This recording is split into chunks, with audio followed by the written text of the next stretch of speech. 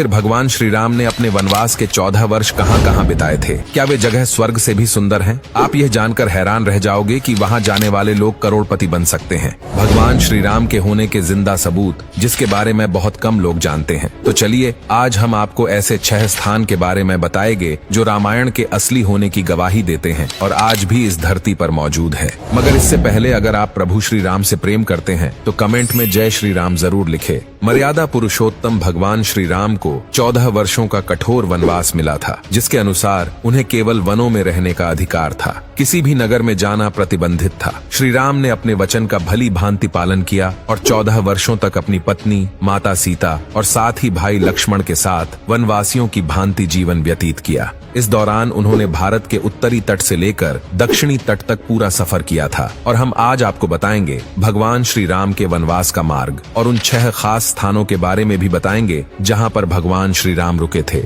सबसे पहले है तमसा नदी का तट। अयोध्या से विदा लेने के बाद भगवान श्री राम रथ में बैठकर आर्य सुमंत के साथ तमसा नदी के तट पर पहुंचे थे। अयोध्या की प्रजा उन्हें छोड़ने को तैयार नहीं थी, इसीलिए सबसे पहले भगवान श्री राम ने अपना डेरा तमसा नदी के तट पर ही डाला था और सूर्योदय से पहले अयोध्या की प्रजा को बिना बताए कौशल देश की नगरी के बाहर निकल गए थे। अगला है श्रृंगवेरपुर नगरी। कहते हैं अपने मित्र निषाद राज की नगरी श्रृंगवेर के पास के वनों में वो पहुंचे थे और वहां पर उन्होंने एक दिन का विश्राम किया था। उनके मित्र ने उनको बहुत आदर सत्कार से वहां रखा। अगले दिन उन्होंने सुमंत को रथ लेकर अयोध्या लौट जाने का आदेश दिया। उन्होंने केवट के सहारे गंगा नदी को पार किया और उस पार कुरई गांव उतरे। अगला है प्रयाग। गंगा पार कर भगवान श्री राम, माता सीता, लक्ष्मण तथा निषाद राज के साथ वो प्रयाग चले गए। उन्होंने त्रिवेणी की सुंदरता को देखा और फिर आगे मुनि भारद्वाज के आश्रम में पहुंचे। उन्होंने मुनि भारद्वाज से अपने रहने के लिए उत्तम स्थान पूछा, जिन्होंने यमुना पार चित्रकूट को एक उत्तम स्थान बताया और अगला था चित्रकूट।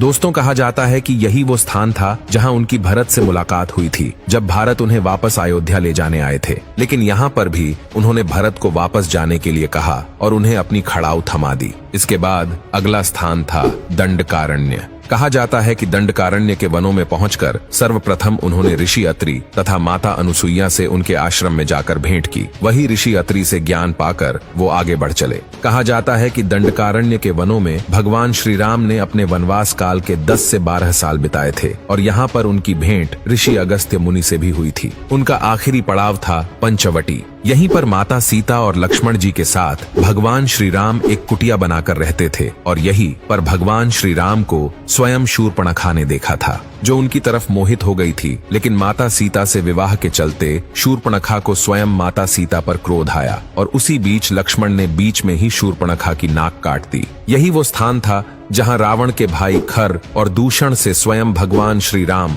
और लक्ष्मण का युद्ध हुआ था, जहां उन्होंने खर और दूषण का वध कर दिया था और यहीं पर रावण ने अपने मामा मारीच की सहायता से माता सीता का अपहरण कर लिया था और यहीं से फिर माता सीता का अपहरण होने की वजह से भगवान श्री राम और लक्ष्मण जी किष्किंधा की तरफ निकल गए, जहां पर उनकी मुलाकात हुई सुग्रीव और हनुमान जी से और उसके आगे की रामायण तो आप सब जानते ही हैं। तो यही वो 6 मूल स्थान थे जहां स्वयं भगवान श्री राम ने अपने वनवास के वर्षों को काटा था।